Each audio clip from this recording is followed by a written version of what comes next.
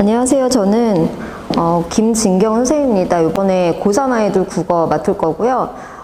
그동안 이제 어머니들은 내신으로 이제 많이 보내셔가지고 저를 많이들 알고 계실 텐데 고3 수업도 계속 해왔고요. 그 다음에 수능 수업을 놓지 않고 해왔기 때문에 수능의 어떤 개념들, 수능의 방향에 맞춰서 내신도 탄탄하게 가져올 수 있었어요.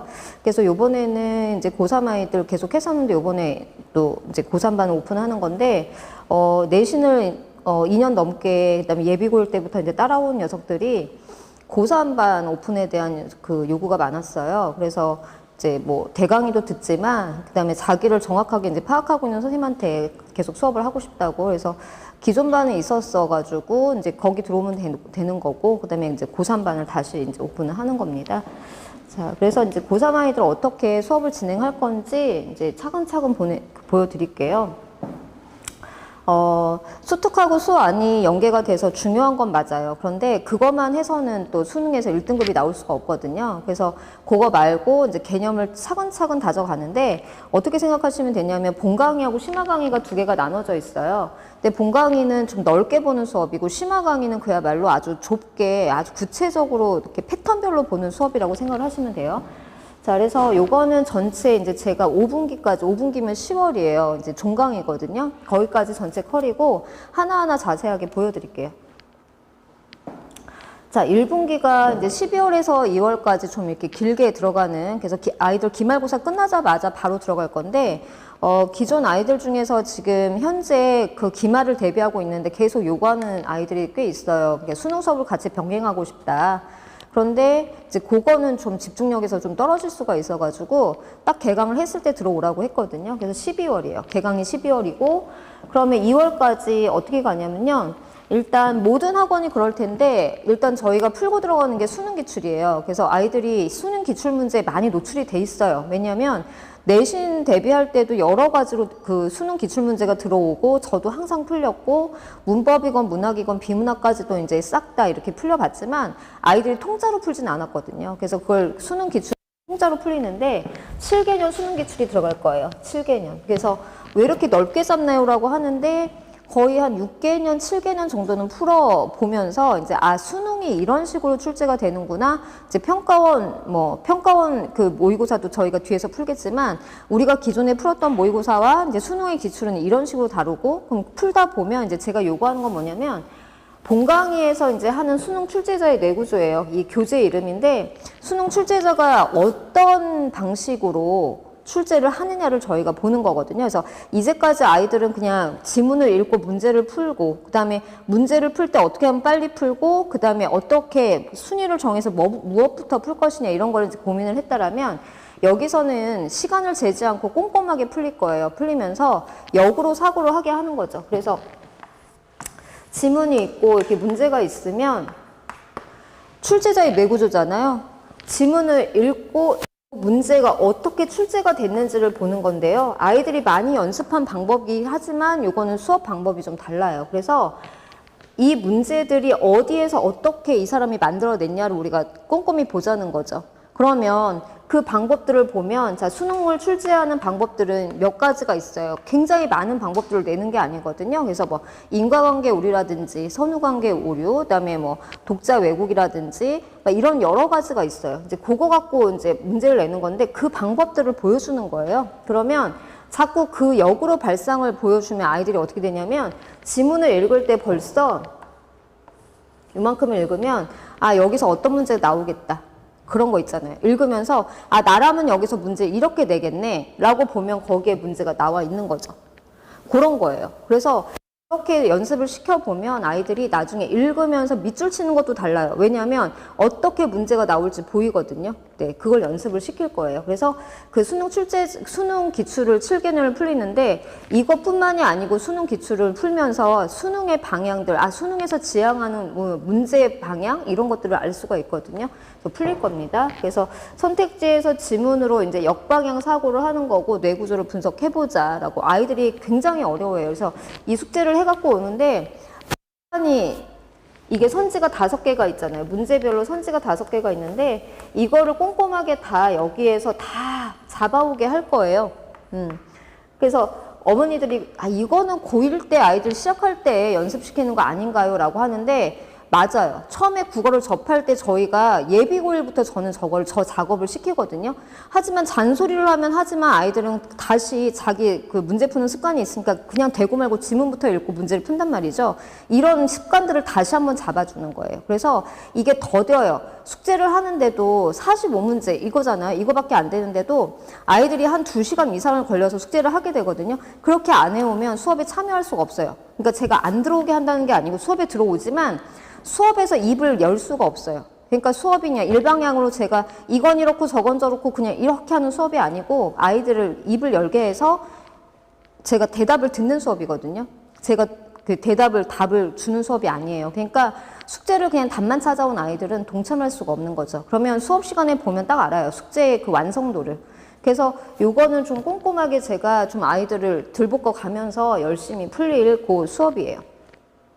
자, 그 다음에 심화 강의에서는 뭐 할 거냐면 시문학 패턴 공략이에요. 그래서 심화 강의에서는 패턴 공략이라는 게 들어가는데 요거는 시를 정말로 꼼꼼하게 패턴별로 나눠서 보는 거예요. 패턴. 그래서 수능 문제에 이제 들어오는 그 문제들을 보면 1, 2, 3, 4, 5번에 요 문제들이 다 패턴이 다르잖아요. 그래서 요 패턴별로 시를 끊어가지고 볼 거예요. 그래서 표현상의 특징 또는 뭐 시구의 문맥상 의미 이게 다 다른 문제들이거든요. 얘네를 1강, 2강, 3강 이렇게 해가지고 패턴별로 끊어가지고 그 패턴을 어떻게 풀 것이냐를 연습을 시킬 거예요. 그래서 자, 요 교재들은 일단은 예습 교재예요. 그래서 일단은 자기가 숙제를 해갖고 와야 돼요. 그 다음에 시 분석할 때는 저와 이제까지 수업을 들었던 아이들은 내신이 아니고 수능 수업이요. 계속 방학 때 수능 수업을 들었던 아이들은 시를 분석하는 방법을 알아요. 어떻게 해야 되는지. 하지만 그것도 계속 잔소리를 해줘야 되거든요. 그래서 정말 처음으로 돌아가서 시를 어떻게 분석하는지 어디다 밑줄 치고 이렇게 표시하고 이런 표시들을 다시 한번 알려주고 시를 지문에다가 꼼꼼하게 다 하나하나 연필로 무늬를 치면서 분석해 오게 할 겁니다. 그래서 그런 다음에 이제 패턴별로 가는데요. 이 패턴은 교재를 보시면 알겠지만 교재가 굉장히 꼼꼼하게 아주 촘촘하게 돼 있는 교재예요. 그래서 분량은 작아요. 몇 장 안 되지만 아이들이 이 숙제를 하는데도 굉장히 숨이 차요 할 정도로 그렇게 빽빽하게 구성이 된 교재거든요. 그래서 패턴별로 해가지고 이제 그 시의 시문학의 약점 유형을 잡아낼 거예요. 그래서 패턴이 몇 가지가 되는데 어디에서는 내가 잘 풀려요. 그 오답이 거의 없이. 근데 어디서는 오답이 계속 나오고 있어요. 이게 약한 유형이죠. 그럼 그거에 대해서 이제 저희가 같이 문제를 풀면서 어떻게 해결을 할 것이냐. 이런 유형의 문제들은 어떻게 푸는 방법이 있냐를 정말로 고3이기 때문에 좀 어떤 기술적인 면들과 같이 들어가주는 그런 수업이라고 생각하시면 돼요. 자, 그 다음에 이제 모의고사 수업이 있는데요. 요거는 어머니들 아시겠지만 제가 방학 때마다 모의고사 심화 수업을 진행을 하고 있어요. 그래서 모의고사 보는 시간에 불러가지고 이제 아주 타이트하게 해가지고 이제 문제를 풀린단 말이에요. 근데 요거는 다른 학년과 다르게 이제 고3 아이들이기 때문에 고3들은 일단은 우리에게 3월이라는 모의고사가 있잖아요. 그죠? 그래서 3월 모의고사 중요해요? 라고 물어보면 중요하지 않아 라고 말을 하지만 중요해요. 저는 왜냐면 아이들이 수능까지 갈 때는 멘탈 싸움이라고 저는 보거든요. 멘탈이 깨지지 않는 거, 그거를 저희가 잡아주는 거라고 저는 생각을 하는데 물론 수업도 열심히 들어야죠. 근데 이제 멘탈 싸움이기 때문에 이 모의고사 하나하나를 좀 충실하게 떨어지지 않고 이렇게 올라가는 게 굉장히 중요한 거죠. 그래서 3월 모의고사를 막 완전 개망했어. 그럼 여기서부터 애들은 이제 굉장히 힘든 상황에서 가니까 잘 봐야 돼요. 제 생각은 그렇거든요. 그래서 3월 모의고사 1등을 목표로 하는 건데요. 제가 계속 말씀드렸던 것처럼 모의고사 심화 수업이에요. 그래서 자기의 약점 유형 잡아낼 수 있고요. 그 다음에 저희가 이제 수능 기출 같이 풀면서 가는 거잖아요. 수능 기출 풀면서 1분기에는 시문학 패턴 이거 잡아줄 거거든요. 그러면서 모의고사를 풀리니까 요게 자기가 약점 유형, 그 다음에 이제 얻어갈 수 있는 게 굉장히 많아질 거예요. 자, 그 다음에 이제 여기 잘 안 보이실 텐데요. 수특이 여기서 정리가 들어갈 거예요. 2월 정도에. 그래서 수특에서 들어오는 문학이나 그다음에 비문학 요거 같이 정리 들어갑니다. 그래서 수특 뭐 안 할 수 없잖아요. 그쵸? 그래서 같이 쭉 이제 연계를 해서 같이 볼 겁니다. 그다음에 2분기예요. 3, 4월인데 2분기에는 저희 1분기에는 수능기출 풀었다라면 2분기에 이제 본강의에 들어가는 건 뭐냐면요. 평가원하고 교육청 기출을 풀리게 돼요. 일단 중요한 수능기출 먼저 풀리고, 그다음에 3, 4월에는 평가원 교육청 기출 잡아가지고 이제 풀게 됩니다. 그다음에 심화 강의는 산문문학 패턴 공략인데요. 요거는 이제 소설 파트죠. 그래서 아이들이 또 하나 어려워하는 게 소설인데 독해법부터 들어가요. 그래서 1분기에서 저희가 시를 배웠잖아요. 그래서 시는 어떻게 보는 거냐면 시는 짧지만 넓게 보는 거예요. 푸는 방식이거든요. 그러니까 2분기에 저희가 소설을 보는데 소설을 어떻게 보니 좁게 보는 거예요. 그래서 이걸 읽는 방법부터 어떻게 읽어야 되느냐, 어디에다 밑줄을 치고 무엇 위주로 봐야 되느냐를 이제 가르쳐 주는 건데, 그러면서 패턴 공략이니까 이것도 패턴별로 끊을 거예요. 그래서 이제 문제가 한 지문에 이렇게 나오면 아까 말씀드렸듯이 다 다른 패턴이거든요. 이거를 패턴별로 쫙 모은 거예요. 1강은 1번 패턴, 2강은 2번 패턴 해가지고 패턴별로 모아놨어요. 교재 자체를. 그래서 아이들이 와, 이 교재 되게 특이해요라고 하는데, 이 패턴 공략 교재를 풀 때는 이게 방법이 있어요. 앞에서부터 1번부터 차례대로 풀면 굉장히 혼나거든요, 저한테. 그래서 패턴별로 모아서 푸는 거예요. 그래서 뭐 1번부터 20번까지 문제가 있다 그러면 그 패턴이 섞여 있거든요. 그럼 패턴을 골라가지고 이제 이렇게 모아서 풀게 되는 그런 수업이거든요. 네. 자, 그래서 패턴 공략은 요거 소설 같은 경우에는 아이들이 이제 시보다는 좀 덜 걸려라고 하거든요. 굉장히 모순이죠. 이게 길이가 더 긴데도 시가 훨씬 더 어려운 파트거든요. 그래서 소설 패턴도 이제 꼼꼼하게 다 근거를 잡아오게 해요. 그래서 아이들 같은 경우에 비문학은 근거를 잡겠다 이거죠. 비문학 있으면 이거는 연습을 많이 했거든요. 이제 3학년까지 오는 동안 많이 연습을 했어요. 그래서 많은 학원들에서, 다른 국어 학원들에서도 선생님들이 뭐 오답 노트 써와 뭐 할 때 근거 잡아오라고 맨날 시키시거든요. 근거 잡아, 근거 잡아. 이거는 모든 선생님들이 다 강조하시는 거죠. 저도 마찬가지인데 소설을 문제 풀어올 때도 아이들한테 1, 2, 3, 4, 5번 근거를 다 잡으라고 하거든요. 이건 시에서도 마찬가지예요. 그럼 애들이 되게 황당해하죠. 어떻게 시하고 소설을 선지를 다 잡아요? 지문에 다 있어요. 국어는 지문에서 다 나오는 거기 때문에 이거를 꼼꼼하게 다 시키는 거예요. 그러면 작품을 보는 눈이 달라질 수밖에 없고 읽는 방법이 달라질 수밖에 없는 거죠. 자, 그 다음에 이제 여기 들어가는 게요. 2분기에 고전시가 들어갈 거예요. 그래서 고전시가는 수능 출제율 높은 작품부터 정리가 들어갈 겁니다. 그래서 수능에서 좋아하는 작품들이 있어요. 그래서 시대별로 보는 것도 아니고 중요도별로 볼 거예요. 수능에서 기출 많이 됐던 작품들 위주로 해서, 그다음에 올해 나올 수 있는 작품들 해가지고 여기까지 계속 수특은 계속 정리가 들어가는 거거든요. 그래서 요것뿐이 아니고 요것도 같이 한다고 지금 보시면 돼요. 그다음에 3분기입니다.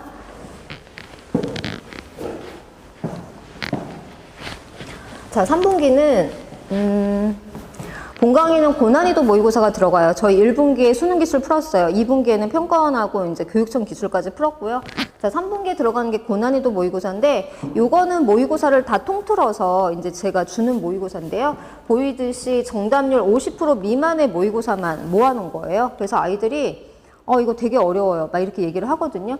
그래서 이제 고난도 유형인데, 이거 숙제할 때는 이미 저희가 앞에서 수능 기출 풀고 뭐 평가원까지 다 풀었잖아요. 그러니까 아이들이 이제 자신감이 뿜뿜이거든요. 그리고 뭐 이 정도는 이제 풀 수 있어요라고 풀어갖고 와서 예습이에요. 제가 절대 해설지를 주지 않거든요. 모든 교재는 해설지가 나중에 제공이 되는 거고, 웬만하면 해설지를 주지 않아요. 왜냐면 딱 수업 시작할 때 문제를 풀었는데 해설지를 배부하잖아요. 그럼 막 지네가 막 채점하고 있거든요. 그럼 틀렸어요. 그럼 해설지가 있으니까 거기에 맞춰갖고 자기가 그냥 해설을 해버려요. 그럼 절대 안 되기 때문에 해설지는 집에 돌아갈 때 제공을 할 거예요. 그래서 수업 시간에 답이 1번인데 자기가 2번으로 했어요. 그럼 답을 모르는 상황이죠. 그래서 제가 이제 2번이 왜 답인지 말을 해봐 라고 말을 하면 막 근거를 잡아서 굉장히 말을 잘해요. 그러면 그래 2번도 될 수 있겠다. 인정을 해주죠. 다른 애가 저는 3번인 것 같아요. 그래 너도 근거가 타당하니까 3번도 받겠다. 이렇게 혼란스럽게 해놓죠. 답이 뭐예요? 둘이 가위바위보 해봐. 가위바위보 해요. 또 시키면 얘가 이겼어요. 그럼 2번이 답으로 하자. 그럼 애들이 이제 멘붕에 빠지죠. 그러면서 수업을 진행을 하는데요. 뭐냐면 근거를 정확하게 찾는 그게 얼마나 중요한지를 아이들한테 계속 제가 이제 얘기를 하는 거예요. 그런 식으로 해서. 근데 이제 이 고난이도 모의고사 같은 경우에는 엄청 금방 풀어갖고 와요. 그래서 이제 제가 해설지를 주거든요. 답을 이렇게 맞추게 되면 다 틀려요. 거의 한 반 정도 틀린 애들도 있어요. 왜냐하면 그 전까지도 다 1등급 받았던 애들이 반 정도 틀려가면서 가거든요. 그래서 멘붕에 빠져요. 그래서 왜 이래요? 왜 이러냐면 너무나 얕잡아 본 거예요, 문제들을. 그 함정을 보는 방법을 아직도 터득을 못한 거죠. 네. 그래서 이제 요거 풀리게 되고요. 그 다음에 심화 강의 비문학 패턴 공략인데 이제 저희 시 읽고 소설 읽고 이제 비문학 패턴별로 이것도 비문학도 패턴별로 끊어서 자세하게 들어가게 돼요. 그래서 비문학 같은 경우에 아이들이 거기 딸려 있는 문제 뭐 6문제, 5문제 다 맞지는 않거든요. 꼭 하나씩 틀리는데 거기에서 약점 유형이 뭔지를 자기가 판단할 수 있어요. 자, 그다음에 수특 계속 여기 계속 수특은 이제 문학과 비문학 계속 정리가 들어갑니다. 그 다음에 4분기예요. 자, 4분기는 7, 8월이고 이제 방학이 껴 있잖아요. 그래서 본강의로는 수특 연계 지문 분석 본격적으로 싹 다 몰아가지고 이제 한번 딱 총정리해주는 그런 기간이고요. 그다음에 심화 강의는 문법 패턴 공략인데 저희 아마 이제 엄매 안 하고 저는 화작할 거야 이런 애들이 있을 거예요. 그러면 여기에서는 이제 문법과 화작으로 나눠지긴 하겠죠. 근데 거의 대부분의 애들이 많이 문법을 하기는 하는데 여기에서 자료는 계속 나갈 건데요. 문법을 하는 아이들은 따로 그 정리가 좀 필요해요. 그래서 이제 문법 패턴 공략으로 해서 문법을 좀 쪼개가지고 좀 심도 있게 접근을 해줄 거예요. 자, 그 다음에 모의고사 심화 수업이 다시 들어와요. 그래서 이제 방학이 들어가 있으니까 9월 모의고사 요거 대비로 해가지고 모의고사 심화 수업이 들어갑니다. 네. 그래서 지금 문법 고전 시가 네. 그렇게 하고 그 다음에 저희가 고전 시가 앞에서 정리가 한번 들어갔잖아요. 근데 아이들이 이제 잊어먹을 때가 됐거든요. 그래서 고전 시가나 문법은 계속 리마인드를 해줘야 되는 거기 때문에 지금 고전 시가를 다시 한번 돌릴 거예요. 그래서 고전 시가 중에서도 이제 가장 중요한 작품들 모아가지고 그렇게 다시 한번 할 겁니다. 자, 그다음에 5분기고요. 가장 중요한 이제 마지막 파이널이에요. 그래서 파이널 때 어머니들이 많이 이제 문의를 주시는 게 뭐냐면, 그 시간을 맞춰서, 그 다음에 그러니까 파이널 정도 되면 아이들이 이제 학교를 좀 이렇게, 요번에는 학교에서 이렇게 줌 수업도 많이 해주시고 막 이러셨거든요. 그래가지고 파이널 때 좀 그 시간에 아침에 이제 저희 모의고사 보는 시간, 이런 시간에 좀 문제를 풀 수 없겠냐. 이제 이런 요청들이 많으세요. 그러니까 하루 일정을 다 잡아서 이제 하고 싶다 이건데, 요 파이널 때는 제가 이제 고3 아이들을 위해서 어떤 걸 빼놓냐면, 토요일이나 일요일 날 아침 오전 시간에 저희 수능 보는 시간 있잖아요. 8시 40분에서 10시까지 요 동일한 시간을 빼놔요. 그래서 빼놓고, 여기에 이 시간에 맞춰서 오도록 하는 수업을 진행을 하거든요. 그래서 요거는 고3 아이들 파이널 때만 제가 열어주는 수업이에요. 그래서 요게 열릴 거예요. 그래서 요게 이제, 주말에는 지금 9월, 10월이니까 방학도 아니고 뭐 그 학교를 빠질 수는 없으니까요. 주말 시간을 빼가지고 오전 타임에 깔아서 그 실전하고 똑같이 진행을 할 겁니다. 그래서 이거 해보면 한, 많게 하면 9회 정도까지도 9회, 8, 9회 정도까지도 이게 수업이 나오더라고요. 그럼 아이들이 아침에 일어나는 거 어머니들하고 막 싸우잖아요. 그래서 그거 걱정 없게 그 시간에 맞춰갖고 들어올 수 있는 수업이니까 보내주시면 굉장히 도움이 많이 될 거예요.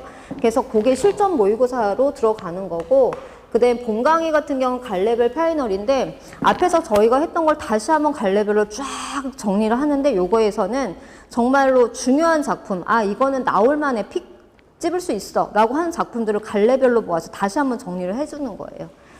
자, 그 다음에 이제 수한, 비문학, 문학, 비문학 정리 들어가는데, 이 수한은 나오자마자 들어가는 수업이에요. 수한까지 정리가 완벽하게 돼가지고 파이널을 마무리를 합니다.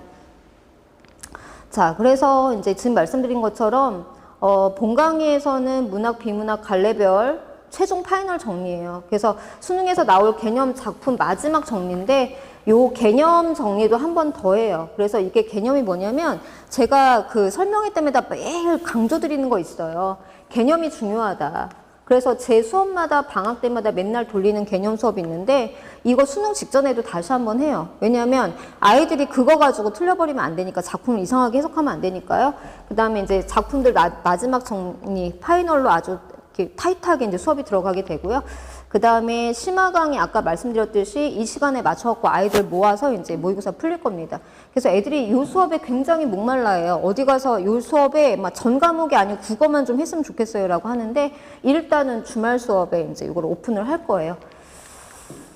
자, 이렇게 해서 저희가 이제 마무리를 하게 되고요. 그 다음에 제가 말씀드리는 모의고사 분석표인데, 아이들 모의고사 심화 들어오고, 그 다음에 파이널에 아침에 들어와서 이렇게 모의고사 풀게 되면은 어머니들한테 이 분석표가 갈 거예요. 그래서 아이들이 분석표를 작성을 하게 되죠. 그래서 틀린 것만 이렇게 표시하라고 그래요. 틀린 것만. 너 틀린 것만 표시해. 근데 이제 여기 유형을 보시면 제가 그 비문학하고 지금 문학을 좀 보여드리려고 한 거예요. 그래서 비문학 같은 경우에는 적용 문제가 3점으로 들어왔잖아요. 자, 구체적 사례 적용 문제 3점이잖아요. 파트별로 과학이나 예술 파트, 각 파트별로 적용 문제가 들어와요. 근데 적용 문제, 추론 문제가 3점이라고 보시면 돼요. 그러니까 이 패턴을 보시면 작품이 다르지 문제 유형은 같다고요. 서술상의 특징 파악, 서술상의 특징 파악, 소설에 똑같이 들어오잖아요. 고전소설이든 현대소설이든, 그쵸? 그 다음에 문맥적 의미 파악하는 거 그대로 들어오잖아요. 여기도 문맥적 의미 파악하는 거. 즉, 패턴은 정해져 있다는 얘기예요. 모의고사가 45문제지만 45개의 유형이 존재하는 게 아니잖아요. 비문학에는 얘네 이 유형들이 있는 거예요. 해봤자 4개 정도.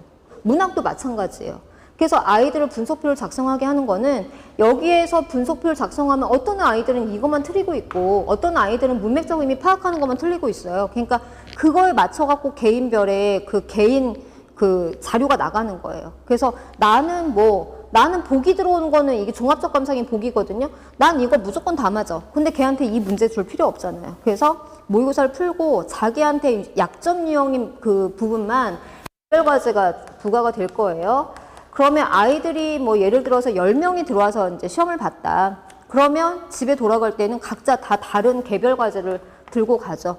그럼 다음 시험에 와가지고서는 그 모의고사 풀고 그다음에 저하고 1대1로 할 때 개별 과제까지 확인이 들어가는 거예요. 그러면 다음에 또 이제 약점 유형이 발견됐다. 그거에 대한 또 처방이 내려지겠죠. 그래서 같은 학년이 들어와서 고3 아이들이 다 같이 들어와서 시험을 본다고 해서 얘네가 다 똑같은 시험으로 그 난이도로 가는 게 아니에요. 어떤 아이는 정말 최상위 난이도를 풀 거고요. 어떤 아이는 정말 안 되겠다 싶으면 다시 고2로 백시킬 거예요. 왜냐면 어머니들 아시지만 이제까지 아이들이 내신을만 달려왔어요. 내신만 했거든요.